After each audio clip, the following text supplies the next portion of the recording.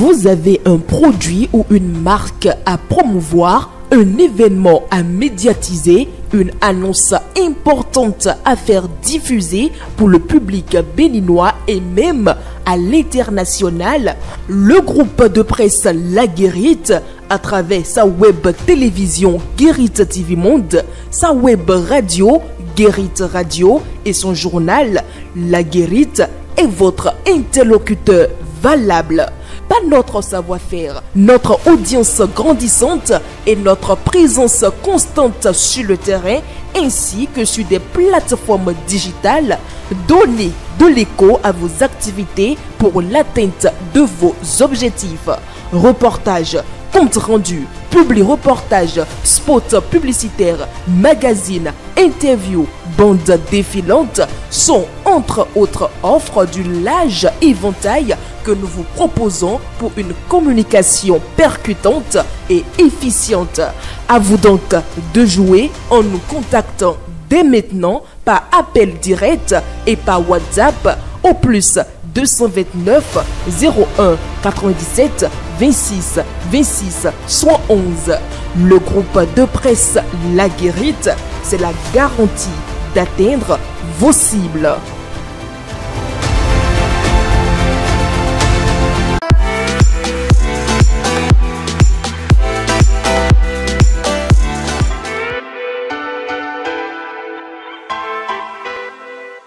Au plaisir de vous retrouver, amis internautes de Guérite TV Monde. Bonjour et bienvenue dans le meilleur réveil de ce vendredi 16 mai 2025. Sans plus tarder, nous ouvrons le meilleur réveil de ce jour par la revue des titres. Nous démarrons par le quotidien Maison La Guérite qui titre en sa manchette du jour: CP 2025 à Sakédé, Rachidi à Dechian offre des kits scolaires aux candidats. 20e anniversaire de la Société de l'information, Louis Vlavonou appelle à une Afrique numérique souveraine et équitable. À sa fausse manchette, on lit modèle de gouvernance locale de la mairie de Cotonou, une délégation centrafricaine séduite. Guérite service immobilier, achat et vente de parcelles et maisons en toute légalité. La Nouvelle Tribune à présent titre: Parti le libéral de Richard Boni aux roues des ambitions monnaie, s'interroge le quotidien. La Boussole de ce matin titre: Récépissé entaché de corruption d'agents publics, Richard Auroux près la main dans le sac va s'expliquer à la BEF. Le président de Libéral et plusieurs membres du parti aux arrêts depuis hier. Palmarès de son côté titre également: Affaire de corruption dans le processus d'obtention du récépissé du parti Le Libéral. La police met la main sur Richard Boni Auroux. Un Bénin intelligent de ce jour titre de son côté: Sommet SMC plus 20, l'Afrique trace son avenir numérique à Cotonou. Libération de ce jour titre: Dossier autorisation du parti politique Le Libéral, les clarifications du ministre de l'Intérieur et de la Sécurité publique. Des cadres administratifs suspendus, le présumé corrupteur aussi interpellé, des poursuites judiciaires annoncées. La Nation à présent titre en sa manchette du jour: Appui aux clubs et fédérations sportives, une subvention de 4,6 milliards de francs CFA octroyée. L'informateur de ce matin titre: Politique nationale, tout sur le scandale du Parti libéral. Le Soleil Bénin Info de son côté titre: Corruption à grande échelle au ministère de l'Intérieur et de la Sécurité publique. Richard Boni Auroux, le libéral épinglé et en garde à vue. Ce néopoliticien prétentieux et ses acolytes démasqués. Matinal, le quotidien Le Matinal de ce jour titre: Fait de corruption dans le dossier de constitution du Parti Le Libéral, Richard Boni-Orou arrêté. 2 cadres du ministère de l'Intérieur gardés à la BEF. Lit la déclaration du MISP. Un point de presse du procureur spécial de la Criette attendu. L'emblème du jour de ce jour-titre, pollution sonore, occupation anarchique des voies publiques, quand des individus défient maires et gouvernements, s'exclame le quotidien. Fraternité à présent titre, obtention frauduleuse du récépissé du Parti Le Libéral, un scandale s'exclame le quotidien.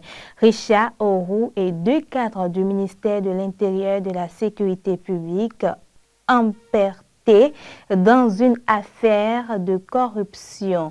Le quotidien Le Télégramme de ce jour titre, enregistrement du Parti Le Libéral, une affaire de corruption éclabousse le parti et son président. Le quotidien Le Potentiel à présent titre également, affaire de corruption autour du récépissé du Parti Le Libéral, Richard Boni-Orou et une douzaine de membres de son parti arrêtés. Le quotidien Maison Laguerite pour terminer avec la revue des titres de ce jour, mesdames et messieurs, titres. Ce P 2025 à Sakété, Rachidi Adéchian offre des kits scolaires aux candidats. 20e anniversaire de la Société de l'information, Louis Vavonou appelle à une Afrique numérique souveraine et équitable. Modèle de gouvernance locale de la mairie de Cotonou, une délégation centrafricaine séduite. Guérit de services immobiliers, achat et vente de parcelles et maisons en toute légalité. C'est l'essentiel de la revue des titres de ce jour. Tout de suite, le bulletin d'information.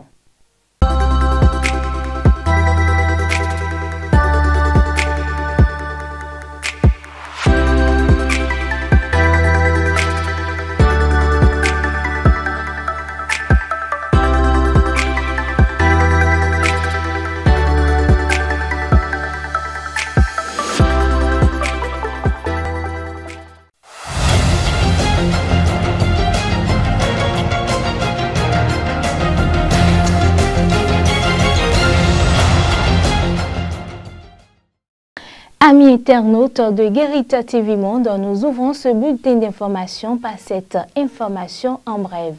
Le fondateur du Parti Le Libéral, Richard Boni-Orou, a été interpellé ce jeudi 15 mai à Cotonou en même temps que plusieurs de ses proches collaborateurs. Une information confirmée par nos confrères de Fraternité FM.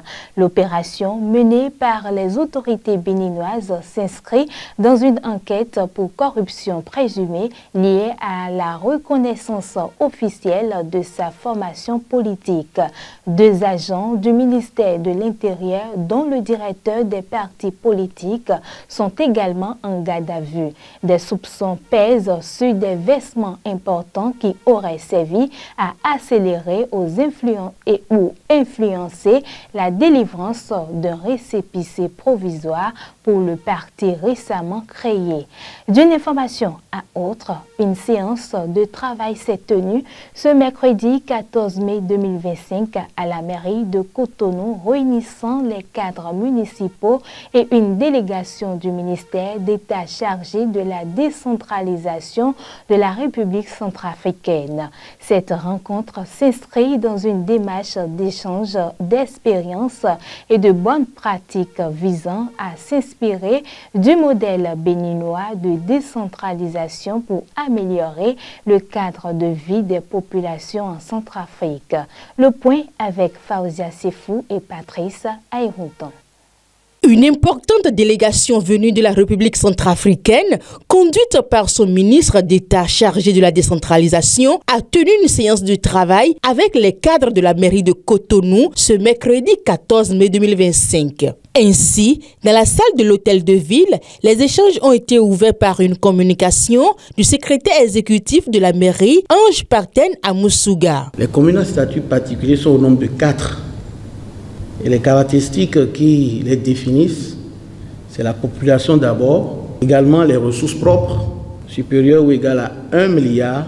En termes de compétences, le Code a dévolu aux communes un certain nombre de compétences. Nous avons les compétences propres, les compétences partagées et les compétences déléguées.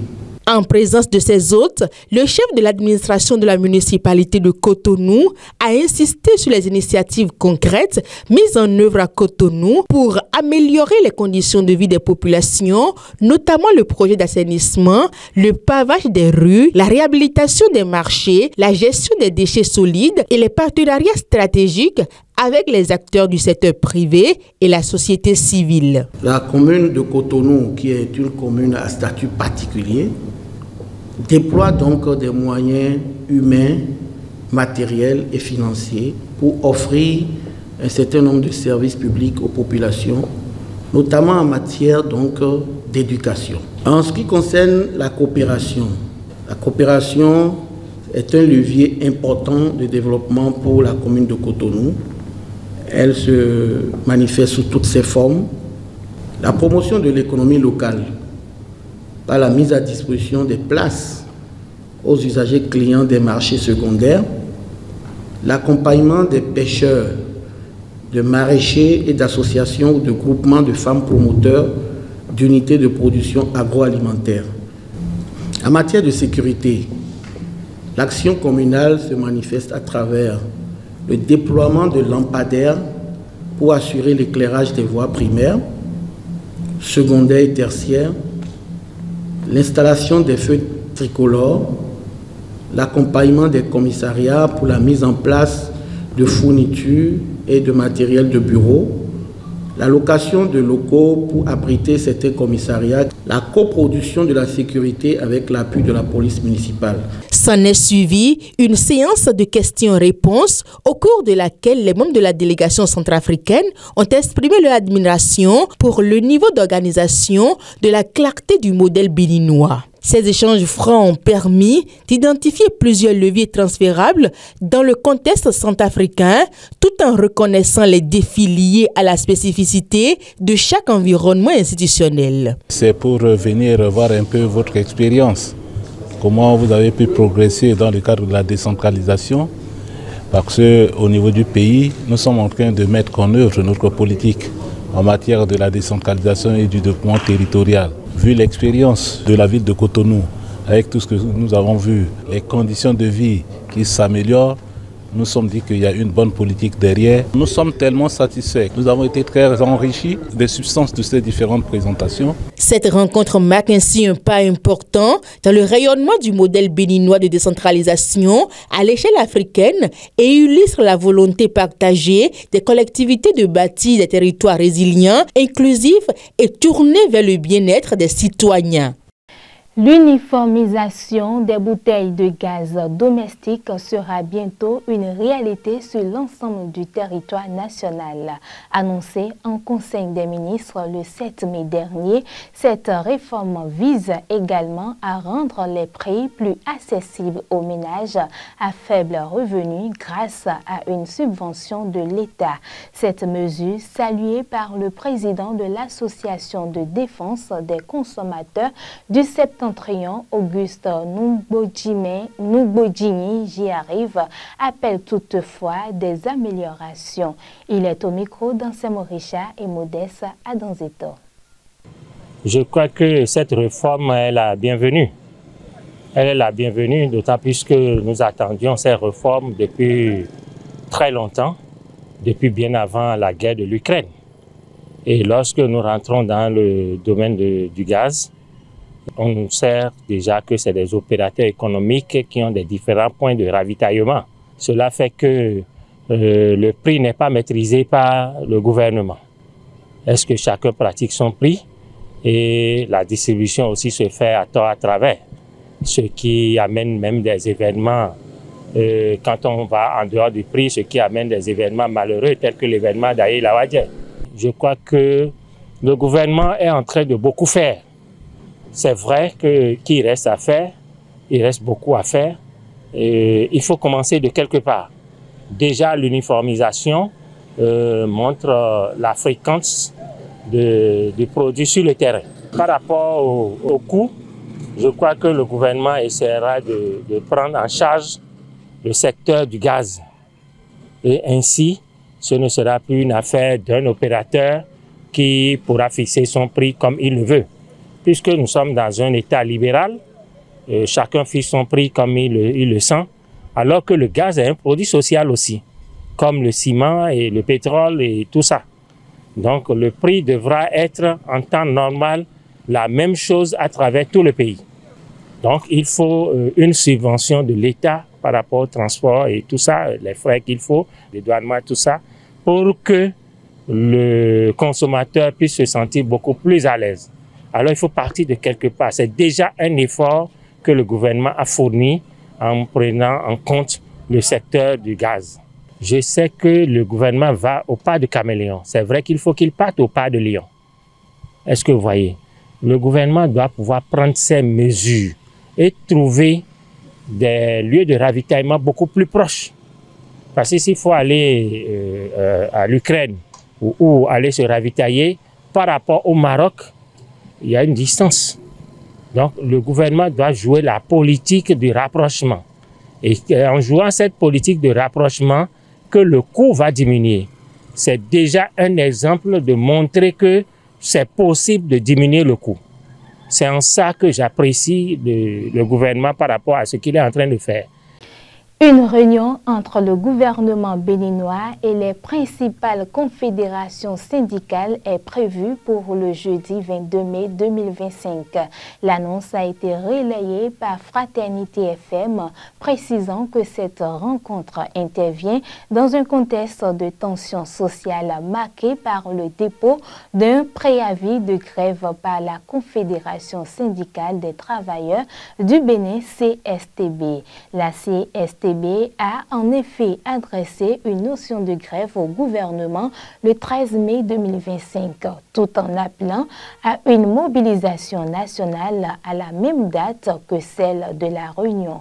Selon les informations recueillies, la séance de travail réunia les trois principales organisations syndicales, la CSTB, la Confédération des organisations syndicales indépendantes du Bénin, COSI Bénin, et la Confédération des syndicats autonomes du Bénin, CSA Bénin. C'est tout ce qu'il faut retenir de ce bulletin d'information. Amis internautes, je vous invite à présent à faire un tour au service commercial. Vous organisez un mariage, un anniversaire, un baptême, un séminaire, un spectacle, un meeting politique ou tout autre événement, Guérit TV Monde vous propose un service de sonorisation professionnelle de meilleure qualité. Pour plus d'informations, contactez-nous au +229 91 19 10 10. Guérit TV Monde, le leader des Web TV.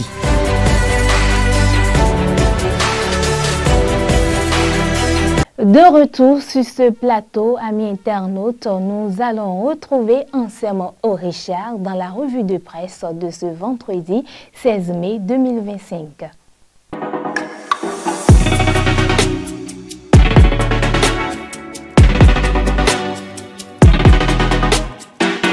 Amis de la revue de presse, mesdames, messieurs, bonjour. L'actualité de ce vendredi est marquée par l'affaire de corruption autour de l'obtention du récépissé du parti politique Le Libéral. Le sujet fait la une de plusieurs journaux, dont Le Potentiel, Fraternité, Le Télégramme, Le Matinal, Soleil Bénin Info, La Nouvelle Tribune, L'Informateur, La Boussole, Bénin Intelligent et bien d'autres journaux. Selon Matin Libre, des responsables du parti Le Libéral, dont le président Richard Boniworou, auraient été interpellés. L'information est confirmée par Le Potentiel qui nous renseigne que Richard Boniworou n'est plus libre de ses mouvements depuis hier, jeudi 15 mai 2025, peu après 16 heures, quand il a été interpellé par les forces de sécurité avec une douzaine de membres de sa formation politique. Ils ont été conduits à la brigade économique et financière où ils sont actuellement en garde à vue, rapporte le journal. L'arrestation est intervenue après des révélations internes au ministère de l'Intérieur sur des pratiques frauduleuses ayant entaché le processus de reconnaissance du parti Les Libéraux libéral. Dans une déclaration officielle rendue publique quelques heures après l'interpellation, le ministre de l'Intérieur est revenu sur le parcours administratif du parti, déposé initialement le 2 août 2024. Après plusieurs échanges, version corrigée du dossier, le libéral avait obtenu un récépissé provisoire délivré le 28 avril 2025. C'est donc lors des démarches finales, le 7 mai 2025, rapporte le quotidien, que le ministre affirme avoir été informé des faits de corruption impliquant 2 agents de son département ministériel, l'un de la direction des affaires intérieures et des cultes, l'autre de la direction des partis politiques et des affaires électorales. Les 2 auraient sollicité puis perçu des sommes d'argent du président du parti pour accélérer l'aboutissement du dossier. Le matinal parle de 25 millions de francs CFA pour gérer les deals. Dans sa déclaration relayée par plusieurs médias, le ministre indique avoir ordonné l'interpellation immédiate de 2 agents mis en cause qui ont été suspendus de leurs fonctions et placés à leur tour en garde à vue à la BEF au même titre que les membres du parti arrêtés. Selon des sources judiciaires fait savoir le potentiel, Richard Boniwourou, ses compagnons de parti ainsi que les 2 cadres administratifs seront présentés au procureur spécial de la Cour de répression des infractions économiques et du terrorisme Criette au cours de la semaine prochaine. Mais en attendant, le procureur spécial de la Criette est attendu pour un point de presse, renseigne le matinal. Pendant ce temps, le gouvernement apporte son soutien aux clubs et aux fédérations sportives, rapporte le journal du service public La Nation, Matin Libre, l'emblème du jour et le Télégramme. Même si l'attente aura été longue, constate Matin Libre, tout le monde est désormais situé. Fraternité parle d'une régularité bienfaisante pour le développement du sport. Selon La Nation, la traditionnelle cérémonie de remise des subventions aux clubs et fédérations sportives s'est tenue ce jeudi 15 mai 2025 au Palais des Congrès de Cotonou. Si l'enveloppe globale reste inchangée, soit un montant de 4,6 milliards de francs CFA, identique à celui de 2024, note le quotidien, la répartition connaît tout de même des variations notables selon les performances et les besoins des bénéficiaires à l'issue d'un processus rigoureux d'évaluation. Dans la suite de cette revue de presse, le Télégramme, le Palmarès, la Boussole et l'Informateur informent que le gouvernement et les syndicats renouent avec les négociations jeudi prochain. Alors que la CSTB a annoncé la tenue d'une grève générale de protestation le jeudi 22 mai prochain, le gouvernement a convié les centrales et confédérations syndicales à des négociations le même jour, rapporte les quotidiens. Selon les parutions, 3 principales organisations syndicales participeront à cette séance de travail, notamment la Confédération syndicale des travailleurs du Bénin CSTB, la Confédération des organisations syndicales indépendantes du Bénin COSI Bénin et la Confédération des syndicats autonomes du Bénin CSA Bénin. Bien qu'ayant confirmé la participation de son organisation, le secrétaire général de la CSTB, Kassa Mampo, a exprimé par ailleurs des doutes quant aux résultats attendus de cette rencontre, rapporte la Nouvelle Tribune. Dans les dernières secondes de cette revue de presse, Rachid Kolaweli Adeshina fait parler son cœur en faveur des candidats à l'examen du certificat d'études primaires CEP session de juin 2025 du 1er arrondissement de la commune de Sakété. Selon la Guérite, à travers la fondation Horizon d'Avenir, les candidats ont bénéficié d'un important lot de kits scolaires. Ce geste de solidarité du généreux donateur, rapporte le journal, vise à soutenir les parents d'élèves, mais aussi à encourager les candidats afin qu'ils puissent affronter les différentes épreuves dans de meilleures conditions. Pour boucler cette revue de presse, la Guérite nous informe qu'une délégation centrafricaine conduite par son ministre d'État chargé de la décentralisation était ce mercredi 14 mai 2025 dans les locaux de la mairie de Cotonou. Au terme d'une séance de travail enrichie par des communications et des présentations sur les réformes récentes opérées par la municipalité ainsi que les efforts consentis en matière de gestion urbaine, la délégation centrafricaine s'est dite séduite par le modèle de gouvernance locale de la mairie de Cotonou. Amis de la revue de presse, mesdames, messieurs, ainsi va l'actualité telle que traitée par les parutions ce vendredi. Merci de m'avoir suivi. À lundi.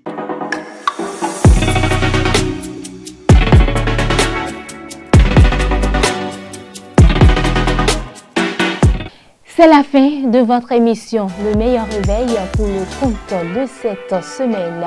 Bon week-end à chacun et à tous.